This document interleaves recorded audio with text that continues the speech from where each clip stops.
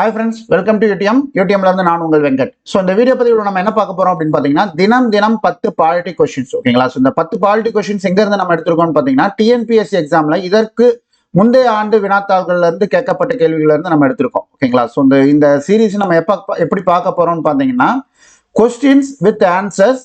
ஓகேங்களா? அதை பத்தின தகவல்கள். ஓகேங்களா? ஸோ கரெக்ட் ஆன்சர் மட்டும் கிடையாது, ஸோ ஈவன் ராங் ஆன்சருக்கும் உண்டான தகவல்கள் என்ன அப்படின்றதை நம்ம பார்க்க போகிறோம். ஸோ அதில் இருந்து கிடைக்கிற பாயிண்ட்ஸ் வந்து பார்த்தீங்கன்னா, உங்களுக்கு வேற ஏதாவது கொஸ்டின்ஸ், உங்களுக்கு ஈவன் வந்து எக்ஸாமில் வேற ஏதாவது கொஸ்டின் கேட்டாங்கனாலும் அந்த பாயிண்ட்ஸ் வந்து உங்களுக்கு கண்டிப்பாக ஹெல்ப்ஃபுல்லாக இருக்கும். ஓகேங்களா? ஸோ இந்த 10 கொஸ்டினும் வந்து ஸ்கிப் பண்ணாமல் கடைசி வரைக்கும் வீடியோவை பாருங்க. வாங்க ஃபர்ஸ்ட் கொஸ்டின் பார்க்கலாம். ஓகேங்களா? ஓகே, இந்தியாவின் யூனியன் பிரதேசங்களை பற்றிய பின்வரும் கூற்றுகளில் எது உண்மை? ஓகேங்களா?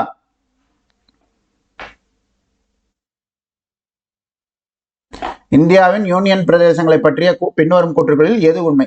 26/2020 முதல் தாத்ரா மற்றும் நகர் ஹவேலி மற்றும் டாமன் மற்றும் டையூ ஆகியவை ஒரே பிரதேசமாக இணைக்கப்பட்டுள்ளன.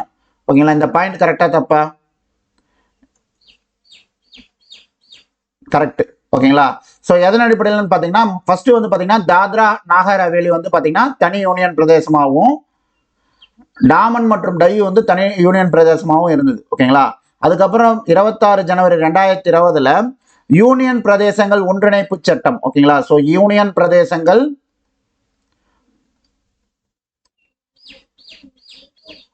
ஒன்றிணைப்பு சட்டம் 2019 போட்ட சட்டம். ஓகேங்களா?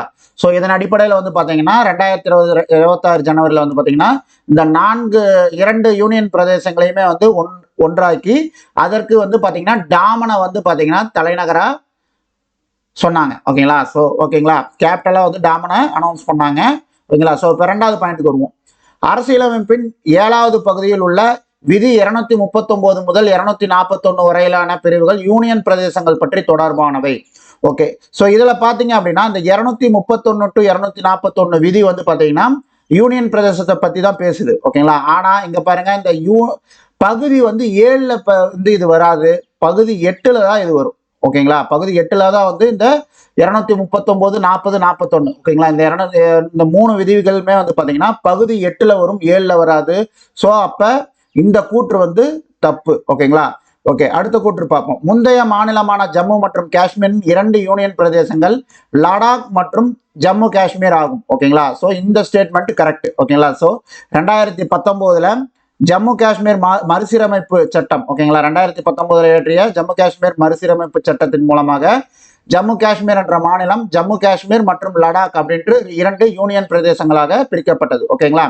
ஓகே, இப்போ அடுத்த கூற்று பாருங்க. இந்தியாவின் மிகப்பெரிய யூனியன் பிரதேசம் அந்தமான் மற்றும் நிக்கோபார் தீவுகள். இது வந்து தப்பு. ஓகேங்களா?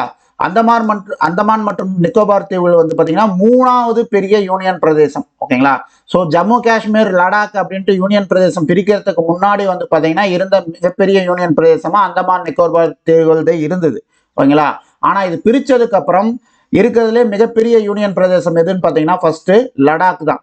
ஓகேங்களா? லடாக் தான் வந்து பார்த்தீங்கன்னா பரப்பின் அடிப்படையில் வந்து பார்த்தீங்கன்னா மிகப்பெரிய யூனியன் பிரதேசம். செகண்ட் வந்து பார்த்தீங்கன்னா ஜம்மு காஷ்மீர்.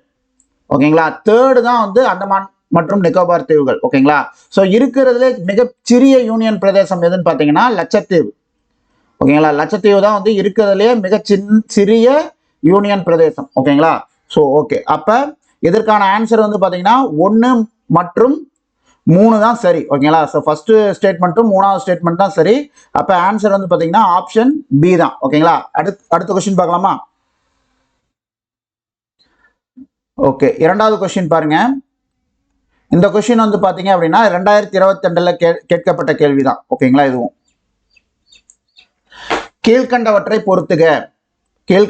பொறுத்துக. காக்கா கலேகர், சாக்ஷா, மண்டல், ஜஸ்டிஸ் ஏகே மாத்தூர். ஓகேங்களா? என்னென்ன குழுக்களுக்கு இவங்க தலைமை வச்சாங்கன்னு பார்த்தீங்கன்னா, பழங்குடியினர் முன்னேற்றம், 7வது ஊதிய குழு, 2வது பிற்படுத்தப்பட்டோர் குழு, 1வது பிற்படுத்தப்பட்டோர் குழு. ஓகேங்களா? ஸோ இப்போ காக்கா கலேகர் வந்து பார்த்தீங்க அப்படின்னா 1வது பிற்படுத்தப்பட்டோர் குழுவுக்கு தான் தலைமை வகிச்சார். ஓகேங்களா? ஸோ அவருடைய தலைமையில வந்து இந்த குழு வந்து 1953 இருந்து 1955 வரைக்கும் வந்து பார்த்தீங்கன்னா இந்த குழு செயல்பட்டுச்சு. 1955 இந்த குழு வந்து இந்த முதலாவது பிற்படுத்தப்பட்ட ஒரு குழுக்கான அறிக்கையை வந்து கொடுத்தாங்க. ஓகேங்களா, யாருடைய இதுல வந்து கொடுத்தாங்கன்னு பாத்தீங்கன்னா பிரதமர் ஜவஹர்லால் நேரு அவர்கிட்ட கொடுத்தாங்க. ஓகேங்களா, ஸோ அவர் தான் அந்த குழு ஃபார்ம் பண்ணார். ஓகேங்களா, ஸோ அந்த குழுவோட அறிக்கைகள் வந்து பாத்தீங்கன்னா பரிந்துரைகள் வந்து ஏற்கப்பட்டுச்சா, நடைமுறைக்கு வந்துச்சான்னு கேட்டீங்கன்னா கிடையாது. ஓகேங்களா, ஆனா இது இரண்டாவது பிற்படுத்தப்பட்ட ஒரு குழுவுக்கு வந்து பாத்தீங்கன்னா ஒரு முன்னோடியா இருந்து. ஓகேங்களா, அப்ப இரண்டாவது பிற்படுத்தப்பட்ட ஒரு குழு எதுன்னு பாத்தீங்கன்னா மண்டல் கமிஷன் தான். ஓகேங்களா, இந்த மண்டல் கமிஷன் தான் இரண்டாவது பிற்படுத்தப்பட்ட ஒரு குழுவுக்காக வந்து அமைக்கப்பட்டது. எப்ப அப்படின்னு பாத்தீங்க அப்படின்னா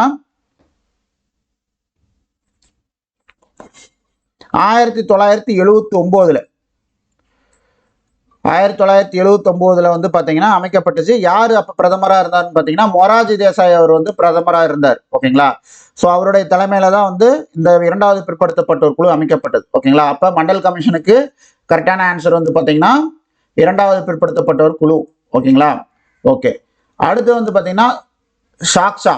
இந்த ஷாக்ஷா அப்படின்றது பழங்குடியினர் முன்னேற்றத்துக்காக வந்து பாத்தீங்கன்னா 2013 வந்து அமைக்கப்பட்ட உயர்மட்ட குழு. ஓகேங்களா, ஸோ இந்த கடந்த 60 ஆண்டுகள்ல, அதாவது 2013 அப்படிங்கும் போது நம்ம சுதந்திரம் வாங்கி 60 ஆண்டுகள்ல பழங்குடியினருக்காக நம்ம கொடுத்த சலுகைகள், இதனால வந்து அவங்களுடைய முன்னேற்றத்தை பத்தி ஆராயறதுக்காக வந்து அமைக்கப்பட்ட உயர்மட்ட குழு தான் வந்து பாத்தீங்கன்னா இந்த பழங்குடியினர் குழு. ஓகேங்களா, ஸோ சாக்ஷான்றது இந்த பழங்குடியினர் முன்னேற்றத்துக்காக அமைக்கப்பட்ட குழு. ஓகேங்களா, அப்ப இது 2.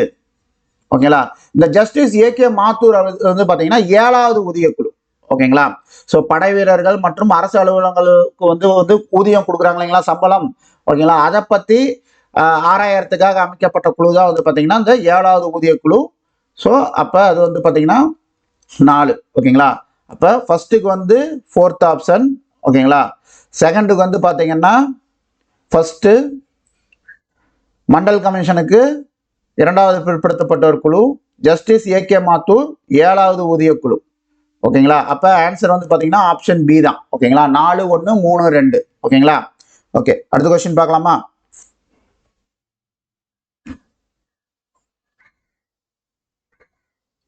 இந்த கேள்வி 2022 கேட்கப்பட்ட கேள்விதான். குடியுரிமை திருத்த சட்டம் சிட்டிசன்ஷிப் அமெண்ட்மெண்ட் ஆக்ட் 2019 பற்றிய பின்வரும் கூற்றுகளில் எவை உண்மையானவை? ஓகேங்களா, இந்தியாவில் 6 ஆண்டுகளுக்கு மேல் வாழ்ந்த அனைத்து வெளிநாட்டினருக்கும் குடியுரிமை வழங்கப்படும். இது தப்பு. ஓகேங்களா, ஏன்னா வந்து இஸ்லாமியர் அல்லாதோருக்கு தான் வந்து அந்த குடியுரிமை கொடுத்தாங்க. அதுவும் 6 ஆண்டு இல்ல 5 ஆண்டுகளுக்கு மேல் இருந்தாவே கொடுக்குறோம் அப்படின்ற மாதிரி 2019 திருத்த சட்டம் சொல்லுச்சு. ஓகேங்களா, ஸோ அப்போ ஃபர்ஸ்ட் ஸ்டேட்மெண்ட் தப்பு.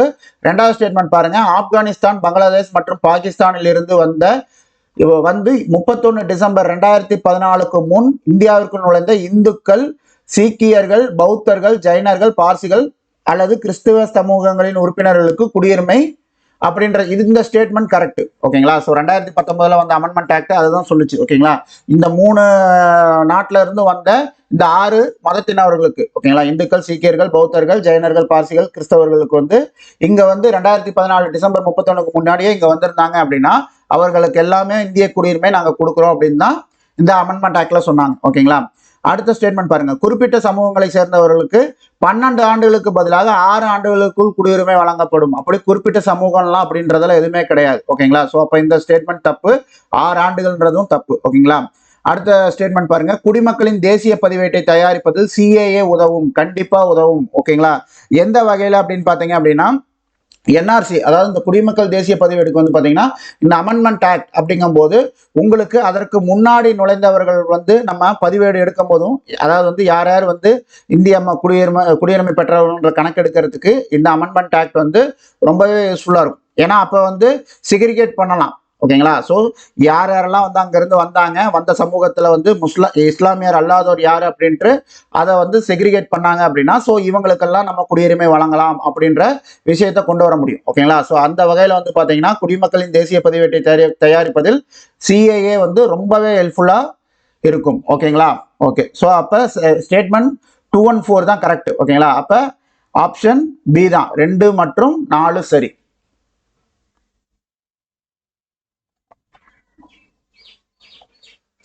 அடுத்த கொஸ்டின் பாருங்க, 2022 கேட்கப்பட்ட கேள்விதான் இதுவும். ஓகேங்களா,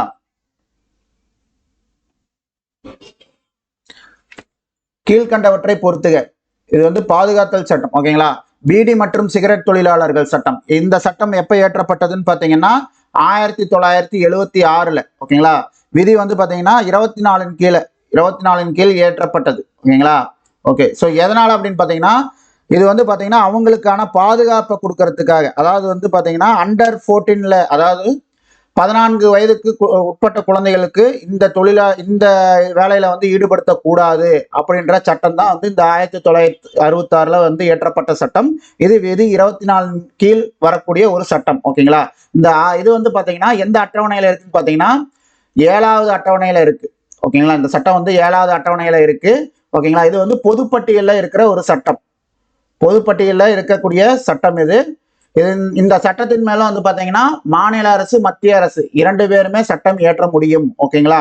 சோ இது தொழிலாளருடைய நலன் கருதி ஏற்றப்பட்ட சட்டம் ஓகேங்களா. அடுத்தது ஒப்பந்த தொழிலாளர்கள் சட்டம்.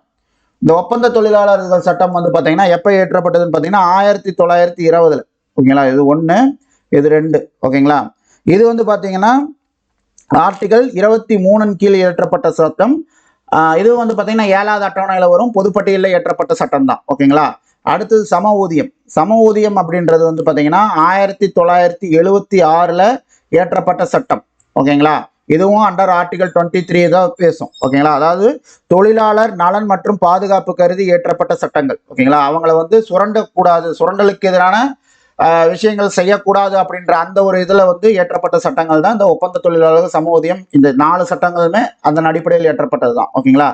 4வது பாருங்க, புலம்பெயர் தொழிலாளர் வேலைவாய்ப்பு ஒழுங்காற்றுதல் ஓகேங்களா. இந்த சட்டம் வந்து பாத்தீங்கன்னா 1979 ஏற்றப்பட்டது ஓகேங்களா. இதுவும் 7வது அட்டவணையில பொதுப்பட்டியலின் கீழ் வர சட்டங்கள் தான் ஓகேங்களா. இந்த 4மே 7வது அட்டவணையில் பொதுப்பட்டியலின் கீழ் வரக்கூடிய சட்டங்கள் ஓகேங்களா.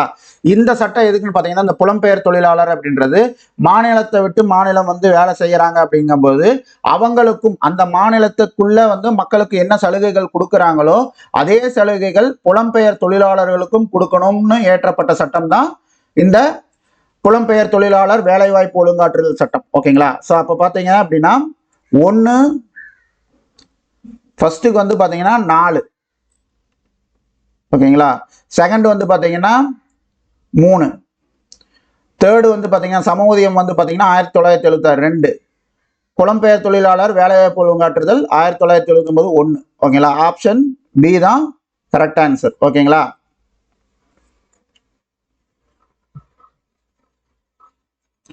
அஞ்சாவது கொஸ்டின் பாருங்க, கீழ்காண்பவர்களில் யார் டாக்டர் BR அம்பேத்கரை 2 தலைமுறைகளுக்கு முன்பே எதிர்நோக்கிய அறிவுசார் மனிதர் என கருதப்படுகிறார்? யார் அந்த அறிவுசார் மனிதர்?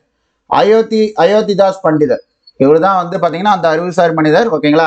ராஜாராம் மோகன் ராய், ஈஸ்வர சந்திர வித்யாசாகர், ஜோதிராவ் புலே இவங்கெல்லாம் கிடையாது. அயோத்திதாஸ் பண்டிதர் தான் அந்த அறிவுசார் மனிதர் ஓகேங்களா. ஓகே, இவர் என்ன பண்ணியிருக்கான்னு பாத்தீங்கன்னா ஆதி திராவிட மக்களுக்கு அடையாளத்தை வந்து தீவிர அடையாளத்தை உருவாக்குனவர் இவர் தான் ஓகேங்களா. அதே மாதிரி 1891 ரெட்டமலை சீனிவாசன் அவர் கூட இணைஞ்சு பஞ்சமர் மகாஜன சபை, என்னது பஞ்சமர் மகாஜன சபை ஓகேங்களா, அதை வந்து தோற்றுவித்தவர் அயோத்திதாஸ் பண்டிதர் தான் ஓகேங்களா. அதே மாதிரி வந்து பாத்தீங்கன்னா இவருடைய இயற்பெயர் வந்து பாத்தீங்கன்னா காத்தவராயன் ஓகேங்களா. காத்தவராயன் தான் இவருடைய இயற்பெயர். இவரு பௌத்த மதத்தை தழுவினார் ஓகேங்களா. இந்து மதத்துல இருக்கிற இந்த சாதிய ஏற்றத்தாழ்வுகளை வந்து எதிர்த்து ஓகேங்களா அவர் வந்து பௌத்த மதத்தை தழுவினாரு. இவர் வந்து பாத்தீங்கன்னா 1875 அத்வைதானந்த சபை அப்படின்றதையும் வந்து உருவாக்குனார் ஓகேங்களா. அத்வைதானந்த சபை.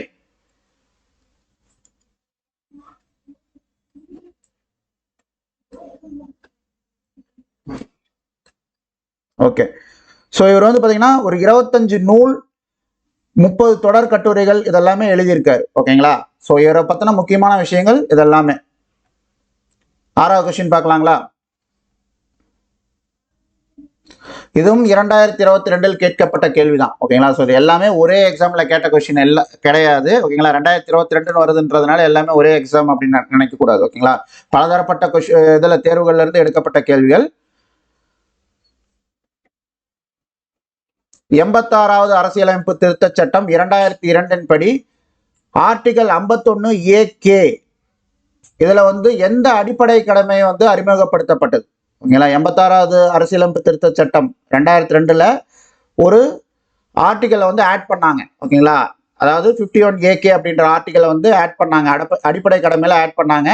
அப்படி ஆட் பண்ணப்பட்ட அந்த அடிப்படை கடமை எது? 14 வயதிற்கு உட்பட்ட அனைத்து குழந்தைகளுக்கும் இலவச மற்றும் கட்டாய கல்வி அளித்தலா, பாரம்பரிய கலப்பு கலாச்சாரத்தை மதித்து பாதுகாத்தலா, தேசிய பாதுகாப்பிற்காக தேவைப்படும் போது தேச பணியாற்ற தயாராக இருத்தலா, இயற்கை சுற்றுச்சூழலை பாதுகாத்தலா? இதுல எது ஆன்சர்னு பாத்தீங்க அப்படின்னா ஆப்ஷன் ஏ தான். ஓகேங்களா, ஸோ இதுதான் 11வது ஆர்டிகலாகவும் வந்து இதில் ஆட் பண்ணாங்க. ஓகேங்களா, இந்த 51A வந்து ஆட் பண்ணது 11வது இதாகவும் சட்டமாகவும் ஆட் பண்ணது இதுதான். ஓகேங்களா, ஸோ இதுதான் இந்த ஏகேன்றது. ஓகேங்களா, ஆல்பபெட் ஆர்டரில் வந்து பார்த்தீங்கன்னா ஏபிசிடி கவுண்ட் பண்ணி பார்த்தோம்னா இந்த கேன்ற லெட்டரு 11ன்னு வரும். ஓகேங்களா, ஸோ நீங்கள் இப்படி கேட்டாலும் இதுதான் ஆன்சர். 11வது அடிப்படை கடமையாக வந்து அறிமுகப்படுத்தப்பட்டது எதுன்னு கேட்டிங்கனாலும் இதுதான் ஆன்சர். ஓகேங்களா, ஸோ என்னன்னு பார்த்தீங்க அப்படின்னா பெற்றோர்களுக்கு, ஓகேங்களா, ஸோ 14 வயதுக்கு உட்பட்ட அனைத்து குழந்தைகளின் பெற்றோர்களோ இல்லை பாதுகாவலர்களோ கண்டிப்பாக அந்த குழந்தைங்களுக்கு வந்து பார்த்தீங்கன்னா கல்வி உரிமையை கொடுக்கணும். ஓகேங்களா, அந்த கல்விக்கு உண்டான வாய்ப்பை வந்து கொடுக்கணும். அது வந்து அடிப்படை கடமையில வந்து சேர்த்தாங்க. ஓகேங்களா, அது வந்து 86வது அரசியலமைப்பு திருத்த சட்டம் 2002ல இந்த விஷயத்தை கொண்டு வந்தாங்க. அப்ப இந்த மூணும் வந்து அடிப்படை கடமை இல்லையான்னு கேட்டீங்கன்னா இந்த மூணுமே அடிப்படை கடமை தான். ஓகேங்களா, ஸோ பாரம்பரிய கலப்பு கலாச்சாரத்தை மதித்து பாதுகாத்தல் அப்படின்றது ஆர்டிகல் 51A டி. ஓகேங்களா, இந்த ஆர்டிகல் கீழே வந்து இந்த பாரம்பரிய கலப்பு கலாச்சாரத்தை மதித்து பாதுகாத்தல் அப்படின்றது அடிப்படை கடமையா இருக்குது. ஓகேங்களா, தேச பாதுகாப்பிற்காக தேவைப்படும் போது தேச பணியாற்ற தயாராக இருத்தல், இது வந்து பாத்தீங்கன்னா ஜில வரும். ஓகேங்களா, 51AG. இயற்கை சுற்றுச்சூழலை பாதுகாத்தல், இது வந்து பாத்தீங்கன்னா 51AF.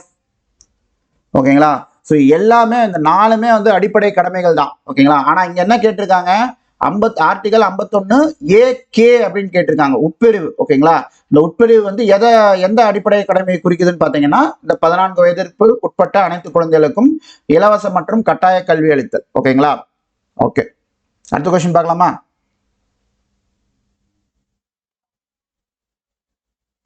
ஏழாவது கொஸ்டின், இதுவும் 2022 கேட்கப்பட்ட கேள்விதான்.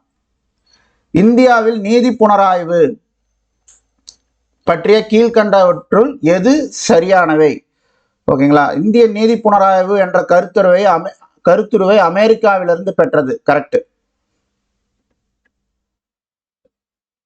ஓகேங்களா, ஸோ இது கரெக்ட்.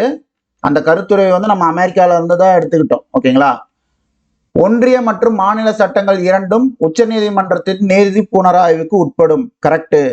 அண்டர் ஆர்டிகல் 13 கீழே இதுக்குண்டான நீதி புனராய்வுக்கு மாநில மற்றும் ஒன்றிய அரசு இயற்றும் சட்டங்கள் நீதி புனராய்வுக்கு உட்படும். எதன் அடிப்படையில் பார்த்தீங்கன்னா அண்டர் ஆர்டிகல் 13. ஓகேங்களா, ஸோ உச்ச நீதிமன்றத்துக்கு 32 ஆர்டிகல் 32 வந்து அதுக்குண்டான வழிவகை செய்து ஹைகோர்ட்டுக்கு உயர் நீதிமன்றத்துக்கு வந்து பார்த்தீங்கன்னா ஆர்டிகல் 226 அதுக்குண்டான அதிகாரத்தை கொடுக்குது. ஓகேங்களா, அப்ப இங்க பாருங்க இந்த 13ன்றது நீதி புனராய்வுக்கு கொண்டு வருது அப்படின்ற விஷயமே இங்க வந்துருச்சு. அப்ப அடுத்த ஸ்டேட்மெண்ட் பாருங்க, அரசியலமைப்பு சட்டப்பிரிவு 13B நீதித்துறை மறு ஆய்வதை செய்வதை தடுக்கிறது. அப்ப இங்கேயே அதுக்கு உண்டான விஷயத்தை அதிகாரத்தை கொடுத்திருக்கும் போது அப்ப இந்த ஸ்டேட்மெண்ட் தப்பு. ஓகேங்களா, அப்ப 13B என்ன சொல்லுது அப்படின்னு பாத்தீங்க அப்படின்னா அடிப்படை உரிமைக்கு எதிராக, அடிப்படை உரிமைக்கு பாதகமாக மத்திய அரசோ மாநில அரசோ எந்த ஒரு சட்டங்களையும் இயற்றக்கூடாது. ஓகேங்களா, மத்திய அரசோ மாநில அரசோ அதை மீறுற மாதிரி, அடிப்படை உரிமையை மீறுற மாதிரி எந்த ஒரு சட்டங்களையும் இயற்றக்கூடாது அப்படின்றது தான் வந்து பார்த்தீங்கன்னா இந்த 13B அப்படின்றது சொல்லுது. ஓகேங்களா, அப்போ இந்த ஸ்டேட்மெண்ட் தப்பு. அப்போ என்னென்ன ஸ்டேட்மெண்ட் கரெக்ட்? 1 and 2 தான் கரெக்ட். ஓகேங்களா, அப்போ ஆன்சர் வந்து பார்த்தீங்கன்னா ஆப்ஷன் ஏ தான்.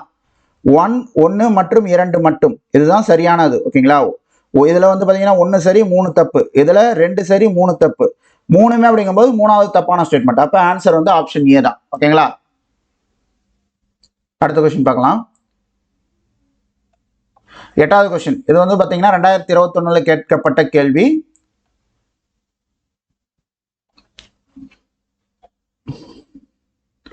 உயர் நீதிமன்ற அதிகாரம் தொடர்பான கீழ்கண்ட கூற்றுகளை கவனிக்கவும். நீதிமன்ற அவமதிப்புகளுக்கு தண்டனை வழங்குதல், இது சரியான ஸ்டேட்மெண்டா? சரியான ஸ்டேட்மெண்ட் தான். ஓகேங்களா?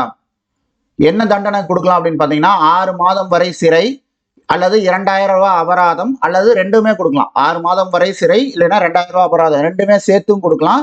இதற்கான வழிவகை ஏற்படுத்தின சட்டம் வந்து பார்த்தீங்கன்னா நீதிமன்ற அவமதிப்பு சட்டம். நீதிமன்ற அவமதிப்பு சட்டம் 1971 இந்த சட்டம் கொண்டு வந்தாங்க. ஓகேங்களா? கொஸ்டின் நல்லா பாத்தீங்க. உயர் நீதிமன்ற அதிகாரம். ஓகேங்களா? இந்திய குடியரசுத் தலைவரிடமிருந்து ஆலோசனைகள் கேட்கப்பட்டால் அதை வழங்கலாம். யாரு? உயர் நீதிமன்றம் வந்து இந்திய குடியரசுத் தலைவரிடம் ஆலோசனை கேட்கப்பட்டால் வழங்கலாமான்னு கேட்டீங்கன்னா வழங்கக்கூடாது. ஓகேங்களா? அதுக்கான அதிகாரம் உயர் நீதிமன்றத்திற்கு இல்லை, உச்ச நீதிமன்றத்திற்கு இருக்கு. ஓகேங்களா? உச்ச நீதிமன்றத்துக்கு குடியரசுத் தலைவர் ஆலோசனை கேட்டால் அதை வழங்குற அதிகாரம் உச்ச நீதிமன்றத்துக்கு இருக்கு. உயர் நீதிமன்றத்துக்கு அந்த அதிகாரம் இல்லை. உச்ச நீதிமன்றத்துக்கு அந்த அதிகாரத்தை எந்த ஆர்டிகல் கொடுக்குதுன்னு பாத்தீங்கன்னா விதி வந்து 143 இந்த ஆர்டிகல் வந்து அதுக்கான வழி வந்து செய்யுது. ஓகேங்களா? ஆனா உயர் நீதிமன்றத்துக்கு அந்த அதிகாரம் கிடையாது. அடுத்த ஸ்டேட்மெண்ட் பாருங்க. மாநில ஆளுநரிடமிருந்து ஆலோசனை கேட்கப்பட்டால் அதை வழங்கலாம். இதுவும் தப்பு. ஓகேங்களா? ஸோ குடியரசுத் தலைவருக்கோ ஆளுநருக்கோ 2 பேருக்குமே ஆலோசனை வழங்குற அதிகாரம் வந்து உயர் நீதிமன்றத்திற்கு கிடையாது. மாநில ஆளுநர் வந்து தேவைப்பட்டால் அமைச்சரவையிடம் வந்து மாநில அமைச்சரவையிலிருந்து ஆலோசனை பெறலாம். ஓகேங்களா? ஸோ அப்போ அந்த ஸ்டேட்மெண்ட் தப்பு. 4வது வாங்க. அடிப்படை உரிமைகளை பாதுகாப்பதற்காக சில பேராணைகள் பிறப்பிக்கலாம். தாராளமா பிறப்பிக்கலாம். ஓகேங்களா? உச்ச நீதிமன்றமும் பிறப்பிக்கலாம், உயர் நீதிமன்றங்களும் பிறப்பிக்கலாம். ஓகேங்களா? ஸோ அதன் அடிப்படையில் தான் வந்து பார்த்தீங்கன்னா இந்த ஆட்கொணர்வு நீதி பேராண்மை, தகுதி உணவு நீதி பேராண்மை, ஸோ இது எல்லாமே வந்து பார்த்தீங்கன்னா அந்த 5 நீதி பேராணைகளும் இதன் கீழே தான் வரும். அதற்கான அதிகாரம் உயர் நீதிமன்றத்துக்கு இருக்கு. ஓகேங்களா? அப்போ இதில் வந்து பார்த்தீங்கன்னா 1 and 4 ஸ்டேட்மெண்ட் கரெக்ட். ஓகேங்களா? So 1 and 4 option A correct answer. ஓகேங்களா? அடுத்த கொஸ்டின் பார்க்கலாமா? 9வது கொஸ்டின் பாருங்க. மதராசு மாநிலம் தமிழ்நாடு என்று பெயர் மாற்ற வேண்டி விருதுநகர் சங்கரலிங்கனார் உண்ணாவிரதம் இருந்து உயிர் துறந்த ஆண்டு 1956 ஜூலையா, 1956 அக்டோபரா, 1965 ஜூலையா, 1965 அக்டோபரா? ஓகேங்களா? ஃபர்ஸ்ட் ஆஃப் ஆல் வந்து இது கரெக்ட் ஆன்சர் பண்றதுக்கு முன்னாடி எந்த ஆன்சர்லாம் வந்து நம்ம ஒமிட் பண்ணலாம்னு பார்த்துடலாம். ஓகேங்களா? இந்த 1965 அப்படின்றதே ஒரு தப்பான ஒரு வருஷம். ஓகேங்களா? இது ரெண்டுமே தப்பு. எதன் அடிப்படையில் தப்பு அப்படின்னா அவர் சங்கரலிங்கனார் இறந்து 10 ஆண்டுகளுக்கு பிறகுதான் இந்த மதராசு மாநிலம் தமிழ்நாடு அப்படின்ற பெயரே வாங்குச்சு. ஓகேங்களா?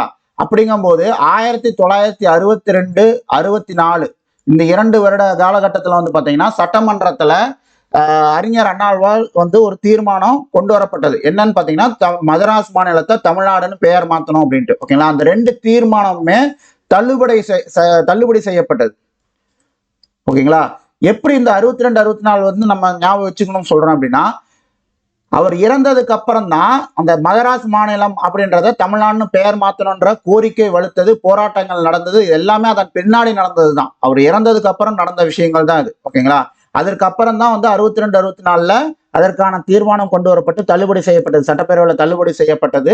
அதுக்கப்புறம் வந்து பாத்தீங்கன்னா அவர் 1967 அறிஞர் அண்ணா 1967 முதல்வராக இருக்கும்போது ஜூலை 18 திருப்பி அதற்கான தீர்மானம் சட்டப்பேரவையில் ஏற்றினார். அதை வந்து அப்ரூவ் பண்ணாங்க. அதுக்கப்புறம் நாடாளுமன்றத்துக்கு போய் அதை அப்ரூவ் பண்ணாங்க. ஓகேங்களா? ஓகே. ஸோ இந்த நாளை தான் வந்து பார்த்தீங்கன்னா இந்த ஜூலை 18 தான் நம்ம தமிழ்நாடு மாநில தினமாக நம்ம கொண்டாடிட்டு இருக்கோம். இப்போ 2022 இந்த நாளை கொண்டாடிட்டு இருக்கோம். ஓகேங்களா? ஸோ அந்த வகையில் வந்து பார்த்தீங்கன்னா இந்த 1965 அப்படின்ற வருடங்களே தப்பு. ஓகேங்களா? ஸோ இப்போ 1956 வருவோம். 1956 வந்தோம் அப்படின்னா ஜூலை, ஓகேங்களா, ஜூலை 27 1956 ஜூலை 27 அவர் உண்ணாவிரதம் இருக்க ஆரம்பித்தார். ஓகேங்களா? ஸோ இங்கே தான் ஸ்டார்ட் பண்ணாரு. இறந்தது வந்து பார்த்தீங்கன்னா 1956 அக்டோபர் 13 ஓகேங்களா? ஸோ இது இறந்த தேதி. இங்கே இந்த தேதியில் வந்து ஆரம்பிச்சார். ஜூலையில் 27 ஆரம்பிச்சு அக்டோபர் 13 அவர் உயிர் நலிவுற்று இறந்தார். ஓகேங்களா?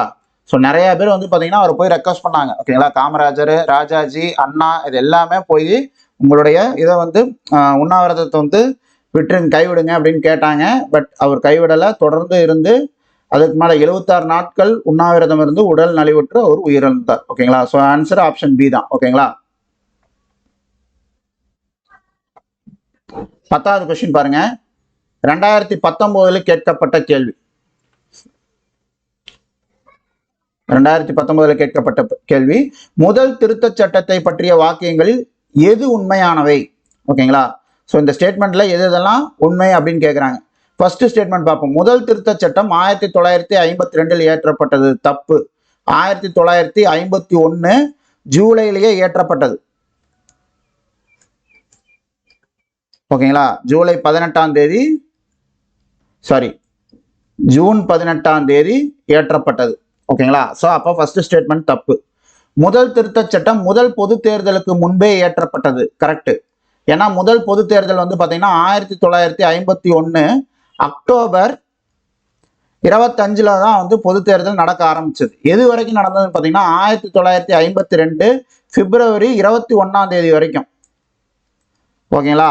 ஸோ அப்போ வந்து பார்த்தீங்கன்னா இருந்த சுச்சுவேஷனுக்கு 4 மாதம் கிட்டத்தட்ட வந்து அக்டோபர், நவம்பர், டிசம்பர், ஜனவரி, பிப்ரவரி கிட்டத்தட்ட 5 மாத காலகட்டங்கள் எடுத்துக்கிட்டாங்க அந்த பொது தேர்தல் நடத்துறதுக்கு. பட் இன்னைக்கு காலகட்டத்திலையும் வந்து அதே அளவுக்கு டைம் எடுத்துக்கிறாங்க. ஓகேங்களா? ஸோ கிட்டத்தட்ட 5 மாத காலகட்டங்கள் நடந்தது. 1951 அக்டோபர். இங்க ஃபர்ஸ்ட் முதல் திருத்த சட்டம் 1951 ஜூன்லயே வந்துருச்சு. அப்ப இந்த ஸ்டேட்மெண்ட் கரெக்ட். ஓகேங்களா? முதல் திருத்த சட்டம் முதல் பொது தேர்தலுக்கு முன்பே இயற்றப்பட்டது. கரெக்ட். இது தற்காலிக பாராளுமன்றத்தால் இயற்றப்பட்டது. சரி. ஓகேங்களா? ஏன்னா பொது தேர்தல் முடிகிற வரைக்கும் பார்த்தீங்கன்னா அப்ப இருந்த அரசமைப்பு நிர்ணய சபை தான் வந்து தற்காலிக பாராளுமன்றமாக செயல்பட்டது. அப்ப இந்த ஸ்டேட்மெண்ட்டும் கரெக்ட். ஃபர்ஸ்ட் ஸ்டேட்மெண்ட் தான் தப்பு. ஓகேங்களா? ஸோ 1950 நம்மளுடைய அரசியலமைப்பு சட்டம் வெளிவந்தது. முதல் திருத்த சட்டம் 1951 நடந்துச்சு. ஓகேங்களா? இந்த 1951 முதல் திருத்த சட்டம் என்னென்ன விஷயங்களை கொண்டு வந்ததுன்னு பார்த்தீங்கன்னா நில சீரமைப்பு. ஓகேங்களா? நில சீரமைப்பு, ஜமீன்தாரி ஒழிப்பு முறை,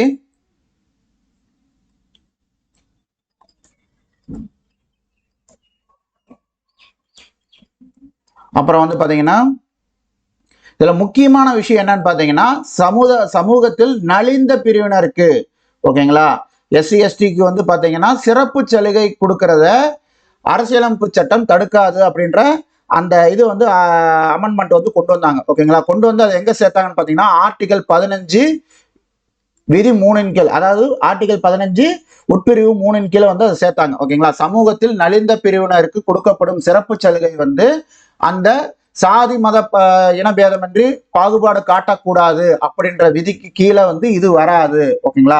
அவங்களும் வந்து பொருளாதார முன்னேற்றத்திலையும் மற்ற சமூகத்துக்கு ஈக்குவலா இருக்கணும் அப்படின்றதுக்காக அவங்களுக்கு கொடுக்கப்படுற சிறப்பு சலுகை அது வந்து வேறுபாடு காட்டுற மாதிரி ஆகாது அப்படின்னு சொல்லிட்டு தான் இந்த முதல் திருத்த சட்டம் கொண்டு வந்தாங்க. அது போக வந்து பாத்தீங்கன்னா பேச்சுரிமையிலையும் கட்டுப்பாடுகள் கொண்டு வந்தாங்க.